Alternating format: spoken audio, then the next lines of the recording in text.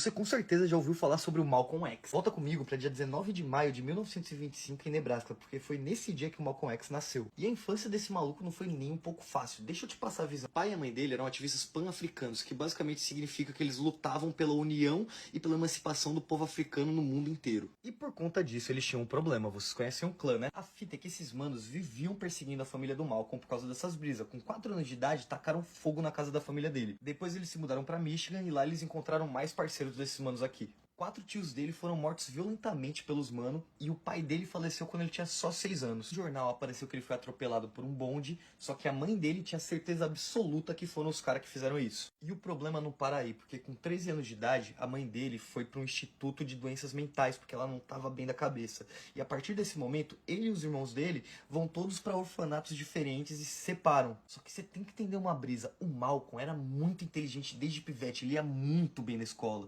Só que um certo dia ele falou para um professor que queria ser advogado e a resposta do professor foi o seguinte: aí, parceiro, na moral, tu acha mesmo que um moleque negro vai virar advogado, parça? Depois disso, ele resolveu largar a escola e ir pra rua cometer crimes. Então, com 18 anos de idade, ele se muda pra Harlem, Nova York, e começa a praticar vários atos, como vender substâncias ilícitas, assaltar pessoas. Ele era até dono de umas bets legal, só pra vocês terem ideia, parça. Só que com 21 anos de idade, a vida ia cobrar. Depois de uma sequência de assaltos com a quadrilha dele, os cop resolveu brecar os mano. Foi aí que o Malcolm X foi sentenciado a 10 anos na cadeia. E é a partir desse momento que a parada fica louca de verdade. O bagulho parece até roteiro de filme, irmão. Nesse momento, relativos dele começam a mandar cartas pro Malcolm.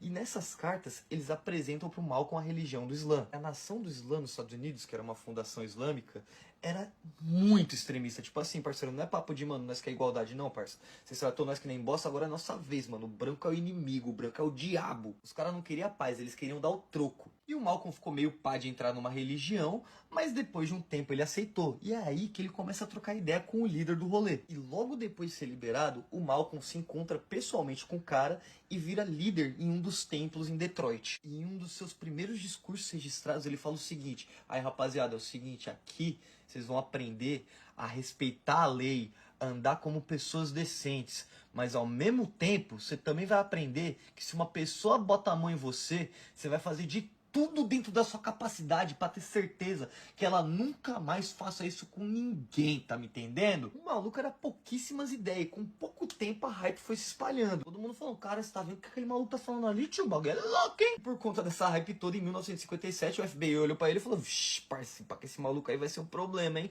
Especialmente depois de um rolê que ele fez um protesto com 4 mil pessoas. Tava basicamente pedindo atendimento médico para membros do Islã que foram feridos por policiais.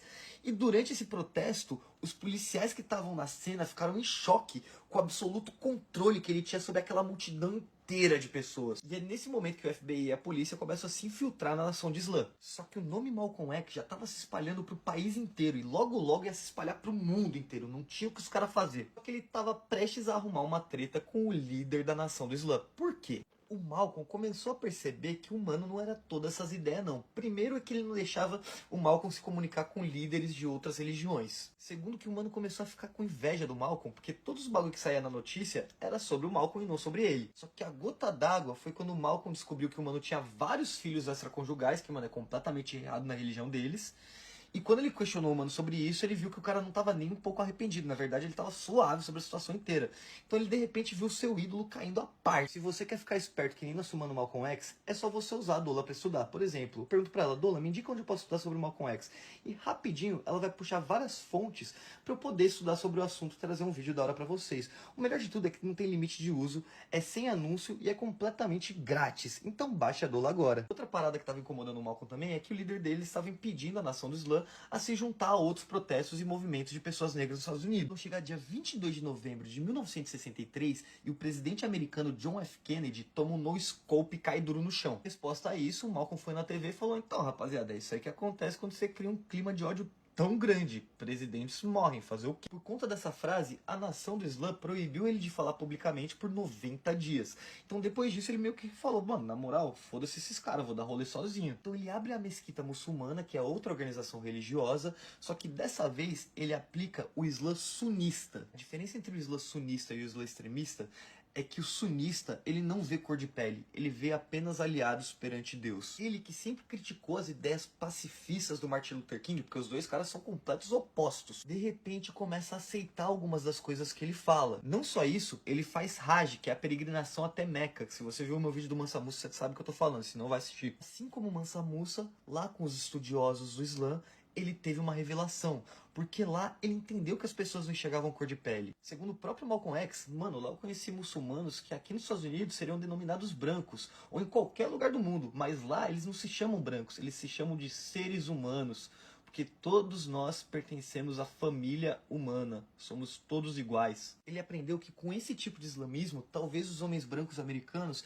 sentissem mais vontade de estudar a religião e talvez se aliar. Ele abandonou o extremismo violento para procurar um outro caminho. Mas não vai achando que o ódio foi embora, porque segundo ele mesmo, parceiro, eu não tô nem aí pra todos os brancos que me apoiam, me respeitam, não sei o que lá. Se eles não fazem isso com todos os homens negros, essa parada não vale nada pra mim. Nas suas viagens pelo mundo, ele percebeu que esse não era um problema exclusivamente dos Estados Unidos. Então ele começou a buscar soluções pra isso numa escala global. Só que a fita é que o Malcolm X tinha um problema. Os caras da nação do Islã não gostaram nem um pouco do caminho que ele tomou. Pra eles, não era só uma traição, ele tava se aliando com o diabo branco, ou seja, ele se aliou com o inimigo. E a partir daí, ele e a família dele começam a ser perseguidas por esses caras. Papo de tacarem fogo na casa dele, que nem aconteceu com os pais dele. Então, dia 21 de fevereiro de 1965, o Malcolm X é baleado 21 vezes. 3 membros da nação de Islã foram condenados e um só ficou preso por conta do que aconteceu. O cara mesmo assumiu que foi ele que fez a parada, só que é aí que o bagulho começa a ficar bizarro, porque se liga. Todo mundo sabe que a FBI e a polícia estavam investigando o cara e estavam, tipo, vigiando ele 24 horas por dia. Ou seja, os mano tava lá no momento que aconteceu. Que deixa só duas alternativas. Ou os mano que contratou os caras pra fazer o que eles fizeram, ou eles só sabiam o que ia acontecer e deixaram acontecer. Limpos, mano, não tava. A autobiografia do Malcolm virou um dos livros mais influentes do século XX. E o mano virou um ícone global que inspirou milhares de movimentos ativistas pelo mundo inteiro. Nos seus últimos discursos, ele falou o seguinte: nós tem que se esforçar para construir um mundo melhor, rapaziada. E a forma de fazer isso é de um jeito extremo. E eu vou me aliar a qualquer um, truta, não importa a cor, desde que você queira mudar essa condição de merda que existe agora. O funeral dele teve a presença de 30 mil pessoas em Harlem querendo se despedir. No discurso de funeral, um ator chamado Ossie Davis disse que o que estava sendo enterrado não era um homem, e sim uma semente que depois do inverno da injustiça, com toda certeza, voltará mais uma vez para nos encontrar. E aí sim a gente vai reconhecer ela pelo que ela realmente era. Um príncipe, o nosso príncipe negro que não teve medo de morrer e amar a nós todos. Mas comenta aí o que vocês acharam e não esquece de seguir nós. Tamo junto, rapaziada.